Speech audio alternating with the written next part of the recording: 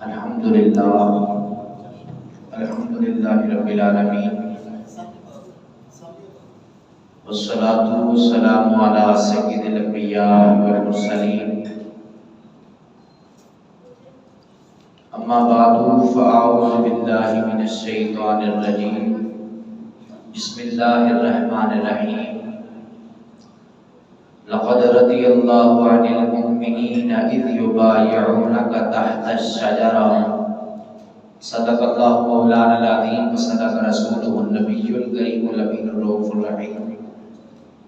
ان اللہ وملائکتہ یصلون علی النبی یا ایھا الذین آمنوا صلوا علیہ وسلموا تسلیما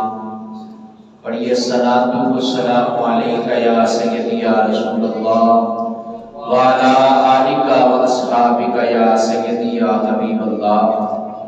الصلاۃ والسلام علیک یا سیدی یا نبی اللہ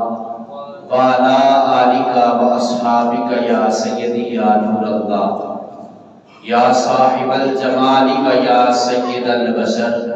من وجهك المنیر لقد نور القمر لا يمكن الثناء كما كان حقه بعد الخدا بزرگ توئی قصہ مختصر ہر ابتدا سے پہلے ہر انتہا کے بعد ذات نبی بلند ہے ذات خدا کے بعد دنیا میں احترام کے قابل ہیں جتنے لوگ ہم سب کو مانتے ہیں مگر مصطفیٰ کے بعد بعد صد و صلات لائی کی عزت واجب الاحترام میرے بزرگوں دوستوں بچوں السلام علیکم ورحمۃ اللہ وبرکاتہ اللہ تعالیٰ کا کروڑا احسان ہے کہ اس ذات نے ہمیں اپنی زندگی کے اندر ایک مرتبہ پھر جمعۃ المبارک کا بابرکت دن نصیب فرمایا ہے حضرات محترم آج 18 ذوالحجہ ہے جو آیہ کریمہ آپ کے سامنے تلاوت کرنے کا شرف حاصل ہوا اللہ تعالیٰ نے فرمایا لقد رضی اللہ عن المؤمنین یقیناً راضی ہو گیا اللہ تعالیٰ ان مومنوں سے اذ یبایعونک تحت الشجرہ جب وہ بیعت کر رہے تھے اس درخت کے نیچے اس کے اندر جو بیعت کا معاملہ تھا حضرت سیدنا عثمان غنی رضی اللہ تعالیٰ عنہ کہ جب میرے آقا علیہ السلام مدینہ المنورہ سے مکہ المکرمہ کی طرف عمرہ کے ارادے سے جاتے ہیں تو مشرکین مکہ نے آپ کو عمرہ کرنے سے منع کیا اور روکنے کی کوشش کی اس وقت مسلمانوں کی طرف سے حضرت سیدنا عثمان غنی رضی اللہ تعالیٰ عنہ وہ میرے آقا کے سفیر بن کر مکہ کے اندر تشریف لے کر گئے پھر وہاں پر یہ افواہ پھیل گئی کہ حضرت سیدنا عثمان غنی رضی اللہ تعالیٰ عنہ آپ کو شہید کر دیا گیا ہے قتل کر دیا گیا ہے اس وقت صحابہ کرام کا جوش اور جذبہ یہ تھا کہ وہ حضرت سیدنا عثمان غنی رضی اللہ تعالیٰ عنہ آپ کے قتل کا بدلہ لینے کے لیے پرعزم تھے اس وقت آقا علیہ السلام نے صحابہ کرام سے بیعت لی کہ ہم یا تو قتل عثمان کا بدلہ لیں گے یا ہم خود بھی جو ہے وہ شہید ہو جائیں گے اس وقت اس درخت کے نیچے کھڑے ہو کر میرے آقا علیہ السلام نے تقریباً 1500 صحابہ کرام سے وہ بیعت لی تو اس کا ذکر یہاں پر اس آیہ کریمہ کے اندر اللہ تعالیٰ نے فرمایا لقد رضی اللہ عن المؤمنین اذ یبایعونک تحت الشجرہ یقیناً اللہ راضی ہو گیا ان مومنوں سے کہ جب وہ بیعت کر رہے تھے اس درخت کے نیچے حضرت حضرت سیدنا عثمان غنی رضی اللہ تعالیٰ عنہ عرب کی ایک بڑی مشہور مقتدر معزز شخصیت تھی جب آپ کی عمر 34 برس کی ہوتی ہے تو حضرت سیدنا صدیق اکبر رضی اللہ تعالیٰ عنہ وہ حضرت عثمان غنی کے پاس جاتے ہیں، جا کر کے اسلام کی دعوت پیش کرتے ہیں۔ اے عثمان غنی، آپ دنیا کے بڑے بڑے درباروں کے اندر گئے ہو، آج میں آپ کو محبوب خدا کے دربار کے اندر لے کر چلتا ہوں، آج میرے ساتھ آپ ذرا حضور کی بارگاہ میں تو چلیں۔ حضرت سیدنا عثمان غنی رضی اللہ تعالیٰ عنہ جب حضرت سیدنا صدیق اکبر رضی اللہ تعالیٰ عنہ آپ کی دعوت پر حضور کی بارگاہ کے اندر جاتے ہیں، جیسے ہی حضور کے جمال مصطفیٰ پر نظر پڑتی ہے، میرے آقا نے حضرت عثمان غنی کے اوپر نگاہ ڈالی، اسی وقت آپ جو ہے وہ کفر کو چھوڑ کر اسلام کے دامن سے وابستہ ہو جاتے ہیں۔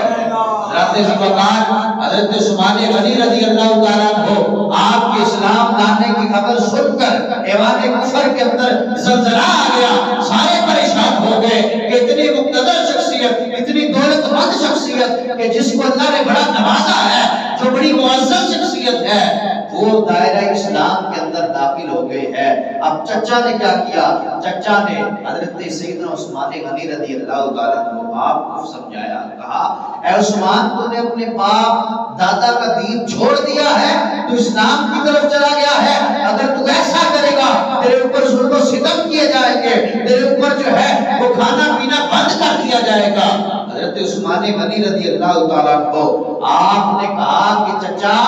اب میرے ہاتھ کے اندر دامن مصطفیٰ آ گیا ہے، اب سب کچھ چھوڑ سکتا ہو، کھانا پینا، یہ دولے، یہ جائیدادیں، سب کچھ ضبط کر لو، یہ سارا کچھ چھوڑ سکتا ہو، لیکن دامن مصطفیٰ کو نہیں چھوڑ سکتا۔ یہ حضرت عثمان غنی کا عشق تھا۔ حضرت ذی وقار حضرت عثمان غنی رضی اللہ تعالیٰ عنہ آپ دائرہ اسلام کے اندر داخل ہوتے ہیں، چچا نے ظلم و ستم شروع کر دیا، یہاں تک کہ آپ کو قید کر دیا، آپ پر کھانا بند ہے، آپ پر پینا بند ہے، طرح طرح کے ظلم و ستم شروع کر دیے۔ اسلام لانا اس وقت، آج تو بڑی سہولتیں موجود ہے نا مسجد کے اندر، آپ دیکھیں گرمی کا موسم ہے، اے سی لگی ہوئی ہے، بہترین قالین بھی بچھی ہوئی ہے، اس وقت اسلام کے لیے بڑی قربانیاں دی گئی ہے۔ حضرت بلال حبشی اسلام کی خاطر آپ نے کتنے ظلم و ستم برداشت کیے ہیں۔ حضرت عثمان غنی چچا نے کہا سب کچھ ضبط کر دیا جائے گا، جتنی جائیداد ہے، جتنا مال ہے، سارا کچھ اس سے لے لیا جائے گا، کہ تو نے اپنے آباء و اجداد کا وزن چھوڑ دیا ہے۔ عثمان غنی نے کہا سب کچھ لے لو، لیکن دامن مصطفیٰ کو میں نہیں چھوڑ سکتا۔ بالآخر چچا یہ سمجھ گیا کہ میری ضد کے آگے عثمان غنی کی نہیں چلنے والی، میں بے بس ہو گیا ہوں۔ اس نے حضرت عثمان غنی رضی اللہ تعالیٰ عنہ آپ کو جو ہے اپنے حال کے اوپر چھوڑ دیا۔ حضرت ذی وقار حضرت عثمان غنی رضی اللہ تعالیٰ عنہ بڑے حسین و جمیل، بڑے عرب کی مقتدر شخصیت، بڑے خوبصورت اور بڑے ہی معزز شخصیت جو ہے وہ آپ عرب کے اندر مشہور تھے۔ اسلام کے دامن سے وابستہ ہو گئے، اور پھر اسلام کے دامن سے جب وابستہ ہوئے، حیات و ان کے اندر کوٹ کوٹ کے بھری ہوئی تھی۔ میرے آقا علیہ السلام نے فرمایا نا کہ حیا ایمان ہے، جس بندے کے اندر ایمان ہے اس بندے کے اندر حیا ہے۔ اور حضرت عثمان غنی رضی اللہ تعالیٰ عنہ ان کے بارے میں تو ایسا کہتے ہیں کہ اگر کوئی شرم و حیا پر، اگر کوئی شرم و حیا پر دیوان لکھے گا، شرم و حیا کا جب کوئی مضمون لکھے نا تو کسی نے کہا اگر کوئی شرم و حیا پر دیوان لکھے گا مجھے یقین ہے وہ سیرت عثمان لکھے گا۔ حضرت عثمان غنی رضی اللہ تعالیٰ عنہ آپ کی سیرت دیکھی جائے تو آپ کی سیرت کے اندر آپ کو حیا نظر آئے گی، اور آپ کا مقام یہ ہے کہ اللہ کے نبی نے فرمایا کہ عثمان غنی کی شخصیت وہ شخصیت ہے کہ جس سے رب کے فرشتے بھی حیا کرتے ہیں۔ حضرت اما عائشہ صدیقہ رضی اللہ تعالیٰ عنہ آپ فرماتی ہیں نا کہ ایک مرتبہ آقا علیہ السلام اپنے حجرے کے اندر تشریف فرما تھے، آپ لیٹے ہوئے تھے، اس حال کے اندر کہ کچھ کپڑا جو ہے وہ آپ کی پنڈلی مبارک سے سرکا ہوا تھا، پیچھے ہٹا ہوا تھا۔ دروازے پر دستک ہوتی ہے، پوچھا جاتا ہے کون؟ عرض کرتے ہیں ابو بکر ہوں۔ تو میرے آقا علیہ السلام اندر آنے کی اجازت عطا فرما دیتے ہیں۔ دوسری مرتبہ پھر پوچھا جاتا ہے کون؟ عرض کرتے ہیں عمر ہوں۔ آقا علیہ السلام پھر ان کو اندر آنے کی اجازت دے دیتے ہیں۔ تیسری مرتبہ جب دستک ہوتی ہے، حضور نے پوچھا کون؟ تو عرض کیا جاتا ہے عثمان ہو۔ اب حضرت عائشہ صدیقہ رضی اللہ تعالیٰ عنہا آپ فرماتی ہیں کہ جب حضرت عثمان غنی نے اندر آنے کی اجازت طلب کی، فجلس رسول اللہ صلی اللہ علیہ وسلم فصفى ثيابه، تو میرے آقا علیہ الصلوۃ والسلام اٹھ کر بیٹھ گئے اور جو کپڑا سرکا ہوا تھا پہلے اس کو درست کیا، پھر اجازت عطا فرمائی۔ حضرت عثمان غنی اندر آتے ہیں، جب مجلس ختم ہوئی صحابہ کرام چلے جاتے ہیں، اما عائشہ صدیقہ رضی اللہ تعالیٰ عنہا آپ حضور کی بارگاہ کے اندر عرض کرتی ہے، یا رسول اللہ کیا وجہ تھی کہ میرے بابا نے اجازت طلب کی، آپ نے آنے کی اجازت دے دی، آپ نے حضرت عمر فاروق رضی اللہ تعالیٰ عنہ آپ کو بھی آنے کی اسی طرح اجازت دے دی، لیکن جب عثمان غنی آئے ہیں آپ اٹھ کر سیدھے ہو کر بیٹھ گئے ہیں، جو کپڑا مبارک پٹلی مبارک سے سرکا ہوا تھا پہلے اس کو درست کیا ہے، پھر آپ نے اجازت عطا فرمائی ہے۔ تو آقا علیہ السلام فرماتے ہیں، عائشہ میں اس بندے سے کیوں کرنا حیا کرو کہ جس سے آسمان کے فرشتے بھی حیا کرتے ہیں۔ سبحان اللہ، ماشاءاللہ۔ میں اس بندے سے کیوں کرنا حیا کروں کہ جس سے آسمان کے فرشتے بھی حیا کرتے ہیں۔ حضرت ذی وقار میرے آقا علیہ السلام نے یہاں پر یہ بتایا کہ حضرت عثمان غنی رضی اللہ تعالیٰ عنہ بہت ہی شرمیلے تھے، مجھے ڈر تھا کہ کہیں اسی طرح میں نے ان کو آنے کی اجازت دے دی تو کہیں ایسا نہ ہو شرم کے مارے جو میرے پاس وہ اپنی حاجت روائی کے لیے آئے ہیں، حاجت عرض کرنے کے لیے آئے ہیں، کہیں ایسا نہ ہو کہ وہ حاجت نہ عرض کر سکے۔ تو دیکھیے میرے آقا نے فرمایا کہ حیا والا مسلمان جنتی مسلمان ہے، اور جفا جس کے اندر حیا نہیں ہوتی وہ مسلمان جہنمی مسلمان ہے۔ حضرت ذی وقار اللہ نے حسن بھی عطا کیا ہوا تھا، حضرت عثمان غنی کو اللہ نے حسن بھی عطا کیا ہوا تھا۔ یہ حسن اللہ کی بہت بڑی نعمت ہے، اگر اللہ نے حسن عطا کیا ہو تو پھر بندے کو چاہیے کہ اس کے اندر حیا بھی ہونی چاہیے، اگر حیا نہیں ہوگی تو پھر وہ معاشرے میں بگاڑ کا سبب بنے گا۔ اگر اللہ نے حسن عطا کیا اور اس حسن کے ساتھ ساتھ اس بندے کے اندر اگر حیا نہیں ہے تو پھر وہ معاشرے میں بگاڑ کا سبب بنے گا۔ اگر حسن عطا کیا ہے تو پھر حضرت یوسف کی سنت پر عمل کرو، اگر اللہ نے حسن عطا کیا ہے حضرت عثمان غنی کی سنت پر عمل کرو۔ حضرت عثمان غنی رضی اللہ تعالیٰ عنہ آپ نے اگر ایک تہمت بھی بدلنا ہوتا تو 3 کمروں کے اندر جا کر جو ہے حضرت عثمان غنی رضی اللہ تعالیٰ عنہ اپنے تہمت کو بدلا کرتے تھے۔ یہی وجہ تھی کہ اللہ نے یہ مقام عطا کیا ہوا تھا کہ آسمان کے فرشتے بھی آپ سے حیا کرتے تھے۔ حضرت ذی وقار حضرت عثمان غنی رضی اللہ تعالیٰ عنہ آپ کے نکاح کے اندر میرے آقا علیہ السلام کی 2 صاحبزادیاں ہیں، اور یہ شرم و حیا تھی کہ میرے آقا علیہ السلام نے رب کی بارگاہ کے اندر دعا کی تھی کہ یا رب ذوالجلال میرا عثمان بڑا ہی شرمیلا ہے، تو کل قیامت کے دن اس کا حساب نہ لینا، اس کو بغیر حساب و کتاب جنت میں داخل کر دینا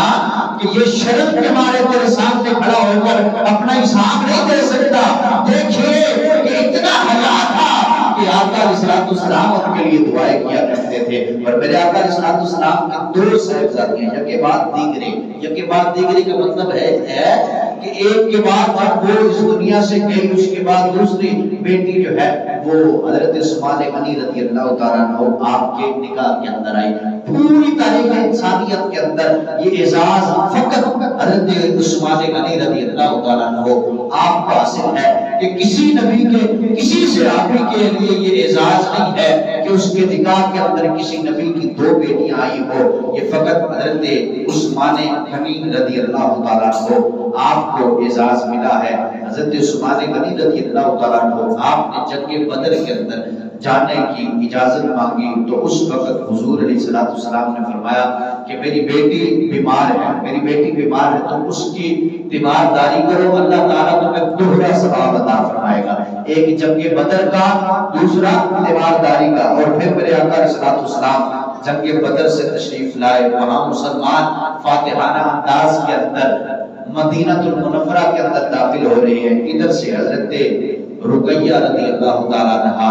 آپ کا جنازہ اٹھایا جا رہا ہے، وہ اس دنیا سے جا چکی ہے۔ حضرت ذوالفقار جب مال غنیمت تقسیم ہونے لگا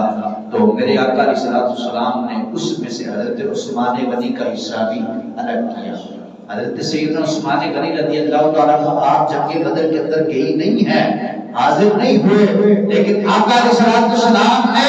ان کو جنگ بدر سے حصہ عطا فرمایا اے عثمان اگرچہ تم نہیں گئے لیکن تم ہمارے ساتھ جنگ بدر کے اندر حاضر تھے۔ یہ میرے آقا علیہ السلام کی شان ہے، وہ کہ جس غیر حاضر کو چاہے، وہ جس غیر حاضر کو چاہے حاضر کر دے، جس حاضر کو چاہے غیر حاضر کر دے۔ آج بھی آپ اگر جنگ بدر کے صحابہ کرام کی لسٹ کو دیکھیں گے تو آپ کو تیسرے نمبر پر حضرت عثمان غنی رضی اللہ تعالیٰ عنہ آپ نظر آئیں گے۔ حضرت ذوالفقار اس کے بعد جو ہے وہ حضرت عثمان غنی رضی اللہ تعالیٰ عنہ کے ساتھ حضور کی دوسری صاحبزادی حضرت ام کلثوم رضی اللہ تعالیٰ عنہ آپ کا نکاح کر دیا گیا۔ آپ کا لقب حضرت مولا علی شیر خدا رضی اللہ تعالیٰ عنہ، آپ سے کسی نے پوچھا کہ عثمان غنی کی کیا شان ہے تو حضرت مولا علی شیر خدا رضی اللہ تعالیٰ عنہ آپ فرماتے ہیں کہ عالم بالا کے فرشتے جب بھی عثمان کا ذکر کرتے ہیں، یعنی آسمان والے فرشتے جب بھی عثمان کا ذکر کرتے ہیں تو ان کا لقب ذوالنورین مانتے ہیں کہ دو نور والا۔ اس کی وجہ کیا ہے کہ میرے آقا علیہ السلام کی دو صاحبزادیاں یا کے بعد دیگرے دو صاحبزادیاں جو ہے وہ حضرت سیدنا عثمان غنی رضی اللہ تعالیٰ عنہ آپ کے نکاح کے اندر آئی، اور میرے آقا علیہ السلام کی جتنی اولاد ہے وہ ساری کی ساری نور ہے۔ اعلیٰ حضرت نے خوب فرمایا نا کہ تیری نسل پاک میں ہے بچہ بچہ نور کا، تو ہے نور تیرا سب گرانا نور کا۔ حضرت عثمان غنی رضی اللہ تعالیٰ عنہ آپ کے نکاح کے اندر میرے آقا علیہ السلام کی دو صاحبزادیاں آئی ہیں یا کے بعد دیگرے، اس وجہ سے آپ کو جو ہے وہ ذوالنورین کہا جاتا ہے۔ حضرت ذوالفقار حضرت عثمان غنی رضی اللہ تعالیٰ عنہ آپ کو اللہ تعالیٰ نے مال و دولت عطا کیا ہوا تھا، آپ سخاوت کے بادشاہ کہلائے جاتے ہیں۔ حضرت ذوالفقار ایک دن میرے آقا علیہ السلام کی بارگاہ کے اندر حاضر ہوئے، عرض کرتے ہیں یا رسول اللہ میں آپ کی دعوت کرنا چاہتا ہوں۔ حضور علیہ السلام نے دعوت کو قبول فرمایا۔ اب آقا علیہ السلام صحابہ کرام کے ساتھ چل کر حضرت عثمان غنی کے گھر کی طرف تشریف لے کر جا رہے ہیں۔ لوگوں نے دیکھا کہ حضرت عثمان غنی میرے حضور کے پیچھے ہاتھ باندھ کر نظریں آقا کے قدموں پر لگائے جو ہے وہ چل رہے ہیں اور کچھ گر رہے ہیں۔ صحابہ نے پوچھا عثمان غنی کیا وجہ ہے؟ حضرت عثمان غنی رضی اللہ تعالیٰ عنہ آپ فرماتے ہیں کہ میں نے یہ منت مانگی تھی کہ آقا علیہ السلام نے اگر میری دعوت کو قبول فرما لیا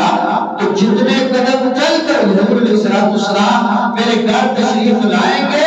میں اتنے غلام جو ہے وہ آزاد کروں گا۔ اس شان کے ساتھ جو ہے حضرت عثمان غنی رضی اللہ تعالیٰ عنہ آپ نے حضور علیہ السلام کی دعوت کی، اور پھر حضرت عثمان غنی رضی اللہ تعالیٰ عنہ تمام صحابہ کرام میں سے سب سے زیادہ جو ہے وہ غلام آزاد کرنے والی شخصیت حضرت عثمان غنی رضی اللہ تعالیٰ عنہ ہے۔ حضرت ذوالفقار ہر جمعے کے دن آپ ایک غلام جو ہے وہ آزاد کیا کرتے تھے۔ جیش العسرہ کے موقع پر، غزوہ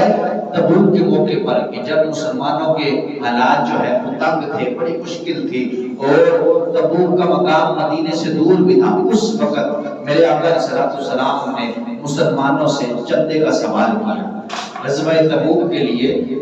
میرے آقا علیہ السلام نے مسلمانوں سے چندے کا سوال کیا تو اس وقت حضرت عثمان غنی رضی اللہ تعالیٰ عنہ وہ کھڑے ہوتے ہیں، کھڑے ہو کر کے عرض کرتے ہیں کہ یا رسول اللہ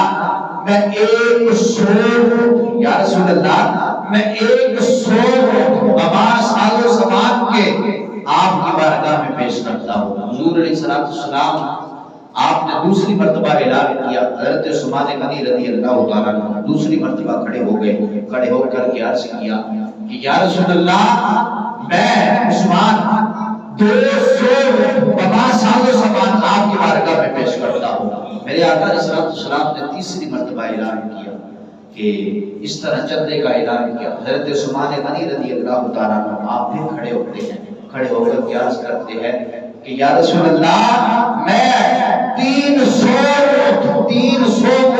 بما سال زمان آپ کی بارگاہ کے اندر پیش کرتا ہوں۔ میرے آقا علیہ السلام اتنے خوش ہوئے، فرمایا آج کے بعد عثمان کچھ بھی کر لے اس کے اوپر کوئی گناہ موجود نہیں ہے۔ اب اس کا مطلب یہ نہیں کہ حضرت عثمان غنی رضی اللہ تعالیٰ کو آپ کو جو ہے وہ گناہ کی اجازت دے دی گئی، نہیں، ایسا بالکل بھی نہیں ہے کہ اللہ نے حضرت عثمان غنی کے دل کو ایسا پاک اور صاف کر دیا اس کے بعد کہ آپ کے دل کے اندر گناہ کا تصور ہی نہیں آ سکتا۔ جب پرندے کے پر کاٹ دیا جائے تو پھر وہ اڑ نہیں سکتا۔ اللہ نے حضرت عثمان غنی رضی اللہ تعالیٰ کو آپ کے دل کو اتنا پاک اور صاف کر دیا کہ اس کے بعد آپ کے دل کے اندر گناہ کا تصور بھی نہیں آ سکتا۔ اس کی مثال جو ہے وہ اسی طرح ہے۔ تو یہ تو اعلان کرنے کی بات تھی، روایت کے اندر آتا ہے جب دینے کی باری آئی حضرت عثمان غنی رضی اللہ تعالیٰ عنہ نے دیتے وقت 950 اونٹ بما سالو سما 50 گھوڑے جو ہے وہ حضور کی بارگاہ کے اندر پیش کی۔ اس وقت 1000 اشرفیاں پیش کی، پھر بعد میں ضرورت پڑنے پر 10,000 اشرفیاں جو ہے حضور علیہ السلام کی بارگاہ کے اندر پیش کی۔ یہ دولت ہونا یہ اسلام کے اندر کوئی عیب نہیں ہے۔ دولت ہو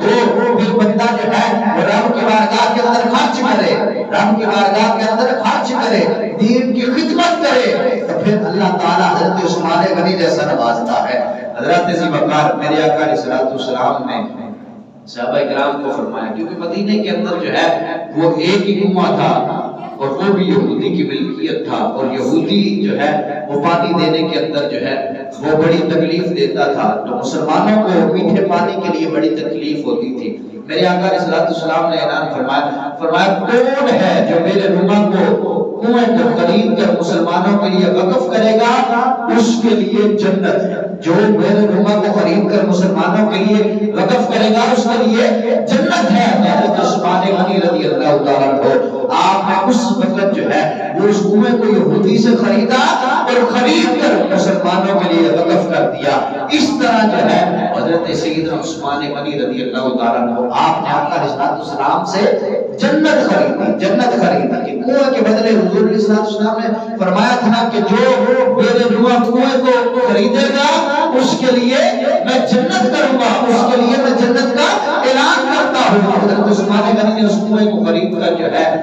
وہ جنت کا اعلان کیا، اپنے لیے جنت خریدی۔ پھر اس کے بعد جب مسجد نبوی کی توسیع کی باری آئی اس وقت بھی آقا علیہ السلام نے فرمایا کہ جو مسجد نبوی کے لیے جگہ خرید کر دے گا میں اسے جنت دوں گا، جو مسجد نبوی کے لیے جگہ خرید کر دے گا میں اسے جنت دوں گا۔ اس وقت بھی حضرت سیدنا عثمان غنی رضی اللہ تعالیٰ عنہ آپ نے وہ جگہ خریدی اور مسجد کے لیے جو ہے وہ وقف کر دی۔ اور دیکھیے کتنا بڑا صدقہ جاریہ، کتنا بڑا صدقہ جاریہ۔ جو لوگ مسجدیں بناتے ہیں نا، ایک تو اللہ تعالیٰ نے فرمایا کہ جو دنیا کے اندر رہ کر مسجد بنائے گا اللہ تعالیٰ جو ہے وہ اس کے لیے جنت میں اس کے نام کا ایک گھر بنائے گا۔ اس کے علاوہ اگر کوئی چھوٹی سی بھی خدمت کرتا ہے مسجد کے حوالے سے، اگر کوئی ایک بلب لگا لیتا ہے نا مسجد میں، روشنی کا انتظام کر دیتا ہے، حضور نے فرمایا اگر کوئی مسجد میں چراغ روشنی کا انتظام کرتا ہے اللہ تعالیٰ اس کی قبر کو نور سے بھر دے گا، یعنی اللہ تعالیٰ اس کی قبر کے اندر نور عطا فرمائے گا۔ حضرت عثمان غنی رضی اللہ تعالیٰ عنہ آپ نے اس وقت جو ہے وہ مسجد کے لیے جگہ خرید کر مسلمانوں کے لیے وقف کی تھی۔ آج تک دیکھ لیجیے کوئی لمحہ ایسا نہیں ہوتا کہ جب آپ کو مسجد نبوی کے اندر کوئی جا کر جو ہے وہ نفل پڑھتا ہوا نظر نہیں آتا۔ آج تک مسجد نبوی کے اندر جا کر جو نفل پڑھے گا جتنا ثواب اس کو ہوگا، جو نماز پڑھے گا جتنا ثواب اس نمازی کو ہوگا اتنا ثواب حضرت عثمان غنی رضی اللہ تعالیٰ عنہ آپ کے حصے کے اندر لکھا جاتا رہے گا۔ حضرت ذی وقار کی موقع ہوتا ہے کہ انسان مسجدوں کی خدمت کرے، مسجد کے اندر اپنا حصہ وغیرہ ڈالے، تو یہ موقع ہوتا ہے۔ حضرت عثمان غنی رضی اللہ تعالیٰ عنہ آپ نے 2 مرتبہ آقا علیہ السلام سے جنت خریدی. میرے آقا علیہ السلام وہ فرمایا نا وہ تو مالک کونین ہے وہ پاس کچھ رکھتے نہیں, وہ تو مالک کونین ہے وہ پاس کچھ رکھتے نہیں, دو جہاں کی نعمتیں ہیں ان کے خالی ہاتھ میں. میرے آقا علیہ السلام وہ تو جنت کے سردار ہیں. تو حضرت عثمان غنی رضی اللہ تعالیٰ کو آپ کو جو ہے وہ جنت عطا فرمائی. اور حضرت ابو موسیٰ اشعری رضی اللہ تعالیٰ عنہ آپ فرماتے ہیں کہ ایک دن میں آقا علیہ السلام کے ساتھ کسی ایک انصاری صحابی رسول کے باغ کے اندر گیا تو باغ کے دروازے پر میرے آقا علیہ السلام نے مجھے کھڑا کر دیا کہ یہاں سے کوئی اندر نہ آنا چاہے بغیر اجازت کے. حضرت ابو موسیٰ اشعری رضی اللہ تعالیٰ عنہ آپ باغ کے دروازے پر کھڑے ہیں. حضرت ذوالفقار کتنی دیر کے بعد, کچھ دیر کے بعد حضرت سیدنا صدیق اکبر رضی اللہ تعالیٰ عنہ وہ آپ آتے ہیں, اندر آنے کی اجازت طلب کرتے ہیں. میرے آقا علیہ السلام نے فرمایا اے ابو موسیٰ اشعری اس کو اندر آنے کی اجازت دے دو اور ساتھ ساتھ اس کو جنت کی بشارت عطا کر دو کہ اے ابو بکر آپ اندر آ جاؤ, اللہ تعالیٰ آپ کو جنت عطا فرمائے گا. کچھ دیر کے بعد حضرت عمر فاروق رضی اللہ تعالیٰ عنہ آپ تشریف لاتے ہیں. حضور نے پھر فرمایا اس کو اندر آنے کی اجازت دے دو لیکن جو ہے وہ ساتھ ساتھ جنت کی بشارت بھی دے دو. حضرت عمر فاروق رضی اللہ تعالیٰ عنہ آپ کو بھی جنت کی بشارت مل گئی. کچھ دیر کے بعد حضرت سیدنا عثمان غنی رضی اللہ تعالیٰ عنہ آپ تشریف لاتے ہیں. آقا علیہ السلام نے فرمایا وبشرہ بالجنہ علی بلوى تصیبہ, اے موسیٰ اشعری اس کو جنت کی اجازت دے دو, ساتھ ساتھ یہ بتا بھی دو کہ اللہ کی طرف سے تمہیں بڑی مصیبتیں آئیں گی. جنت تو آئے گی لیکن تمہیں بڑی مصیبتیں پہنچے گی. جیسے حضرت عثمان غنی نے یہ سنا, سن کر کے انہوں نے یہ پڑھا کہ اللہ کی حمد و ثنا واللہ المستعان, اللہ نگہبان ہے کہ آنے والی مصیبتیں جو ہے میں ان کا سامنا کر لوں گا. یہ اللہ جو ہے وہ میرا نگہبان ہے, میری حفاظت کرنے والا ہے. حضرت ذوالفقار پھر ایک وقت ایسا آیا کہ حضرت عثمان غنی رضی اللہ تعالیٰ عنہ آپ کے اوپر جو ہے وہ بڑی مصیبتیں ہیں. اور سب سے پہلے جو بندہ حضرت سیدنا عثمان غنی رضی اللہ تعالیٰ عنہ آپ کا بغض دل کے اندر رکھتا ہے. میرے آقا علیہ السلام کی بارگاہ کے اندر حضرت جابر رضی اللہ تعالیٰ عنہ سے روایت ہے, ترمذی شریف کی روایت ہے کہ حضرت جابر رضی اللہ تعالیٰ عنہ سے روایت ہے کہ وہ فرماتے ہیں کہ ایک دن آقا علیہ السلام کی بارگاہ کے اندر ایک جنازہ لایا گیا اور عرض کیا گیا کہ یا رسول اللہ اس جنازے کو پڑھا دیں. تو حضور علیہ السلام نے اس جنازے کو نہیں پڑھایا. صحابہ کرام نے بعد میں پوچھا یا رسول اللہ ایسا تو کبھی بھی نہیں ہوا کہ آپ کی بارگاہ کے اندر جنازہ آیا ہو اور آپ کو پڑھانے سے انکار کیا ہو, کیا وجہ ہے؟ تو بعد میں حضور علیہ السلام نے فرمایا کہ یہ جو بندہ تھا, یہ جس بندے کا جنازہ تھا, یہ میرے عثمان سے بغض رکھتا تھا, یہ میرے عثمان سے بغض رکھتا تھا. دیکھیے اللہ نے حضرت عثمان کو اتنا مقام عطا کیا ہے کہ جو ان سے بغض رکھتا ہے آقا علیہ السلام اس کا جنازہ بھی نہیں پڑھاتے. حضرت ذوالفقار میرے آقا علیہ السلام نے حضرت عثمان غنی رضی اللہ تعالیٰ عنہ آپ سے بغض رکھنے والے کا جنازہ بھی نہیں پڑھایا. اب جو آیت کریمہ جس کا ترجمہ میں نے پہلے کیا اور شان نزول کو میں نے آپ کو پہلے بتایا, حضرت ذوالفقار 6 ہجری کے اندر 6 ذیقعدہ کو میرے آقا علیہ السلام جو ہے وہ مدینہ المنورہ سے مکہ المکرمہ عمرے کے ارادے سے جاتے ہیں. 1500 صحابہ کرام ساتھ ہیں. اب جب جاتے ہیں ادھر مشرکین مکہ کو یہ پتہ چلا کہ آقا علیہ السلام جو ہے وہ مکہ کی طرف تشریف لا رہے ہیں, جبکہ آقا علیہ السلام فقط اپنی حفاظت کے لیے تلوار اور قربانی کے جانور ساتھ لیے, کوئی ایسا جنگ کا ارادہ نہیں ہے, فقط عمرے کے ارادے سے جا رہے ہیں. مشرکین مکہ نے یہ سمجھا شاید وہ مکہ پر جو ہے وہ حملہ کرنے کے لیے آ رہے ہیں, تو انہوں نے یہ منصوبہ بنایا کہ ہم ان کو مکہ کے اندر داخل نہیں ہونے دیں گے. حضرت ذوالفقار میرے آقا علیہ السلام صحابہ کرام کے ساتھ سارے جو ہے وہ 1500 صحابہ کرام ہیں حدیبیہ کے مقام پر پہنچے. وہاں سے حضرت عثمان غنی رضی اللہ تعالیٰ عنہ آپ کو اپنا سفیر بنا کر مکہ المکرمہ کے لیے روانہ کیا. دیکھیے حضرت عثمان غنی کی کتنی شان ہے کہ وہ سفیر رسول ہے. حضرت عثمان غنی میرے آقا کے سفیر بن کر مکہ المکرمہ کے اندر جاتے ہیں, جا کر کے وہاں پر جا کر ان کفار کے ساتھ مشرکین مکہ کے ساتھ مذاکرات کرتے ہیں. یہاں صحابہ کرام نے آپس میں گفتگو کی کہ حضرت عثمان غنی آپ کی کتنی اچھی قسمت ہے, آپ بیت اللہ کے طواف کر رہے ہوں گے, مکہ المکرمہ کے اندر داخل ہو گئے, کعبہ اللہ کا طواف بھی کر رہے ہوں گے, صفا اور مروہ کی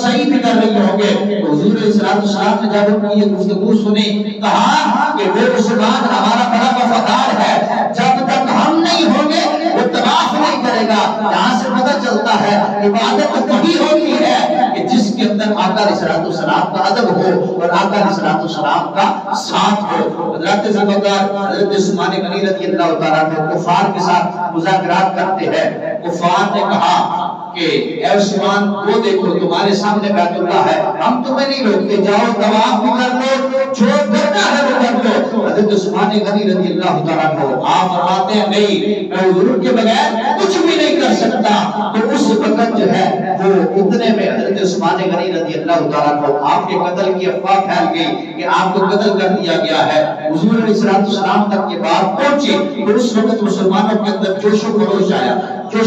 آیا کہ ہم عثمان کے قتل کا بدلہ لیں گے۔ حضرت ذوالفقار اس وقت میرے آقا علیہ السلام نے جو ہے وہ صحابہ کرام سے اس وقت بیعت لی۔ 1500 صحابہ کرام نے حضور کے ہاتھ پر بیعت کی کہ ہم عثمان کے قتل کا بدلہ لیں گے۔ اس وقت اللہ نے فرمایا لقد رضی اللہ عن المؤمنین اذ یبایعونک تحت الشجرہ، کہ یقیناً اللہ راضی ہو گیا ان مومنین سے کہ جنہوں نے درخت کے نیچے آپ کے ہاتھ پر بیعت کی ہے۔ قتل عثمان کے سلسلہ کے اندر حضرت مولا علی شیر خدا رضی اللہ تعالیٰ عنہ آپ بھی وہاں پر موجود ہیں، تلوار نکال لی کہ میں عثمان کے قتل کا بدلہ لوں گا، بدلہ میں واپس اپنے گھر کو نہیں جاؤں گا۔ حضرت ذوالفقار اس وقت آقا علیہ السلام نے بیعت لی اور آخر پر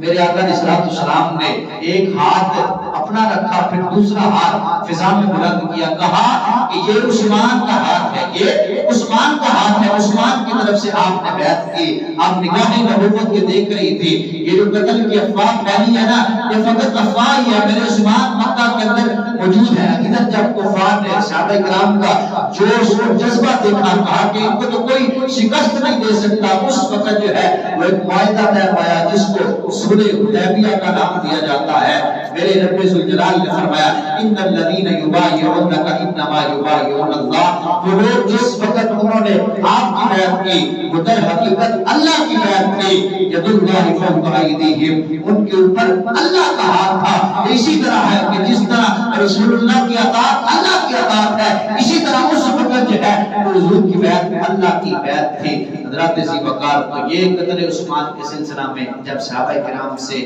جو ہے وہ بیعت لی گئی، اس کے بعد حضرت سیدنا عثمان غنی رضی اللہ تعالیٰ عنہ جو آپ کو آقا علیہ السلام نے پہلے خبردار کیا تھا کہ بڑی مصیبتیں آئیں گی جب آپ خلیفہ بنے، اور خلیفہ بننے کے بعد جب آپ کی رعایا جو ہے وہ متنفر ہونے لگی، گورنر کے معاملے کے اندر کہ مصر کا جو گورنر تھا اس کی شکایتیں لے کر آپ کی بارگاہ کے اندر لوگ آتے، حضرت عثمان غنی رضی اللہ تعالیٰ عنہ آپ نے خط لکھا کہ اے مصر کے گورنر اللہ سے ڈرو، اللہ سے ڈرو، یہ رعایا تمہاری شکایتیں لے کر آ رہی ہے اور کاموں سے برے کاموں سے منع کیا، لیکن اس کے باوجود وہ مصر کا گورنر حضرت عثمان غنی کے منع کرنے کے باوجود جو ہے وہ پھر انہی کاموں کے اندر لگا رہا، اور پھر حضرت عثمان غنی کی بارگاہ کے اندر لوگ آئے، پھر حضرت عثمان غنی رضی اللہ تعالیٰ عنہ چونکہ آپ خلیفہ تھے اور قصر خلافت کے اندر ایک مروان بن حکم تھا کہ جس کے پاس حضرت عثمان غنی رضی اللہ تعالیٰ عنہ آپ کی مہر تھی، تو وہ مہر لگا کر جو ہے حضرت عثمان غنی کی طرف سے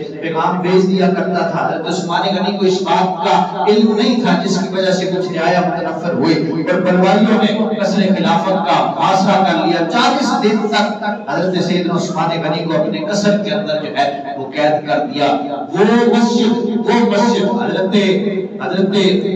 مغیرہ بن شعبہ رضی اللہ تعالیٰ عنہ آپ فرماتے ہیں کہ میں حضرت عثمان غنی کے پاس گیا کہ جب آپ پر 40 دن تک آپ کو اپنے قصر کے اندر قید کر دیا گیا تو میں حضرت عثمان غنی کے پاس گیا، میں نے 3 باتیں عرض کی کہ عثمان غنی آپ جو ہے وہ محل کے پچھلے دروازے سے نکل کر مکہ المکرمہ کی طرف چلے جائے، وہاں پر آپ کا جو ہے وہ خون لوگ نبا سمجھیں گے، آپ کو کچھ بھی نہیں کہیں گے۔ حضور علیہ السلام کے اس پیارے یار حضرت عثمان غنی نے فرمایا کہ میں وہاں سے نکل کر مکہ کی طرف نہیں جاؤں گا کہ میں نے حضور سے یہ سنا ہے کہ قریش کا کوئی آدمی جو ہے وہ حرم محترم کے اندر جا کر فساد کرے گا، میں وہ نہیں کرنا چاہتا۔ کہا کہ آپ پھر حضرت امیر معاویہ کے پاس چلے جائیں۔ حضرت عثمان غنی نے فرمایا کہ میں مدینہ کو نہیں چھوڑ سکتا، کہ حضور نے فرمایا جو مدینے میں مرنے کی استطاعت رکھتا ہے وہ مدینے میں مرے، میں اس کی شفاعت کروں گا۔ پھر کہا کہ آپ ایسا کریں، باہر نکل کر آپ کے پاس تو فوج موجود ہے، آپ خلیفہ وقت ہیں، جنگ کیجئے۔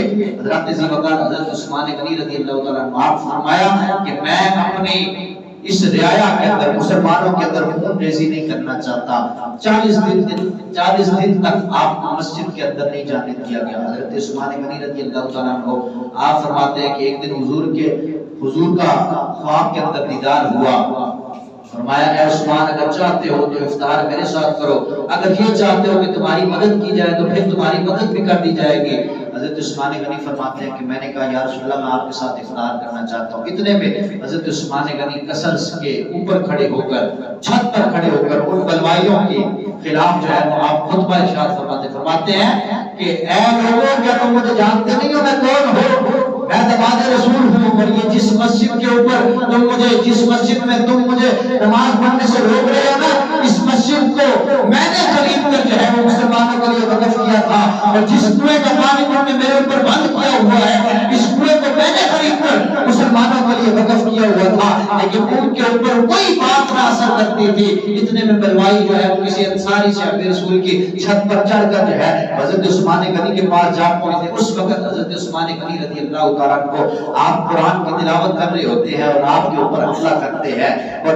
آپ کے اوپر حملہ کرتے ساتھ ہی آپ کا خون نکلتا ہے۔ وہ قرآن پاک آج بھی ترکی کے اندر موجود ہے، فَسَيَكْفِيكَهُمُ اللَّهُ وَهُوَ السَّمِيعُ الْعَلِيمُ۔ اس آیت کے اوپر آپ کے خون کے کچھ قطرے لگتے ہیں اور حضرت عثمان غنی رضی اللہ تعالیٰ عنہ آپ جام شہادت نوش فرما دیتے ہیں۔ دیکھیے خلیفہ وقت ہے لیکن آخری وقت میں بھی قرآن پڑھ رہے ہیں۔ اس قرآن کی بڑی عزت ہے، بڑا احترام اور بڑا مقام ہے۔ آج سویڈن کے اندر اگر قرآن کی بے حرمتی کی گئی ہے